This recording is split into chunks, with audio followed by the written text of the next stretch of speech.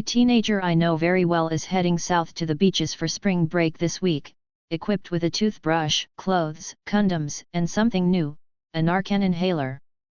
This is not for himself but because he worries about others, in case he comes upon someone who isn't breathing. He read the instructions carefully but knows there is no downside to spraying naloxone in an unresponsive person's nose, just as the Panama City police know that there is no downside to cameras and sniffing canines on the beach, just as throughout Florida, non-profit groups including the Pinellas County Opioid Task Force, Florida Harm Reduction Collective and Recovery Epicenter Foundation distribute Narcan to businesses and potential victims. Narcan can reverse an opioid overdose, but it wears off quickly, whereas fentanyl, which is 50 to 100 times more powerful than heroin, can last for days. This means repeated doses are needed and in the hospital, an intravenous naloxone drip. Spring break dangers: 5 Americans whose vacations ended in death. Drug overdose deaths continue to rise, over 100,000 per year, with the vast majority from fentanyl.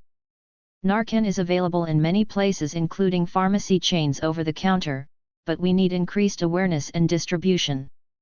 What is going wrong? Why is this year different? Why am I worried? For one thing, our precious teens are sadder.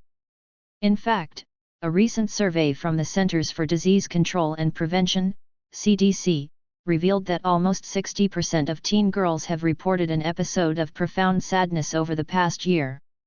I am concerned that this will translate to recklessness, as depressed teens try to liberate themselves from their negative feelings by partying on the beach. They may be more likely to flex their social muscles as an expression of freedom that the pandemic is over.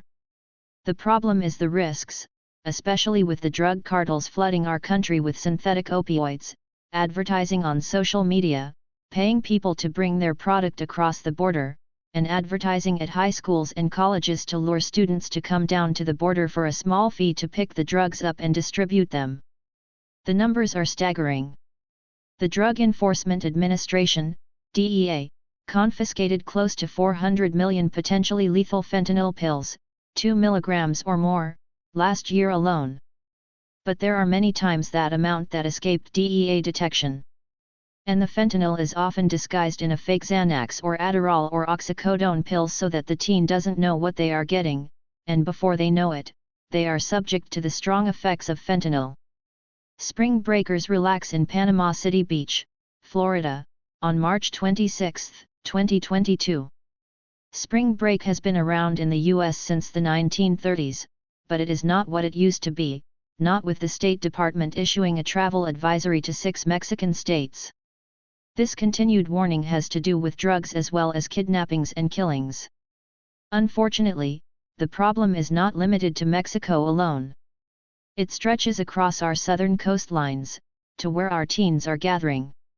Most of all, we need to talk to our teens, we need to do our best to connect in a meaningful way prior to departure. Our teens are going to travel to spring break, but we still have a role to play to warn and to guide them.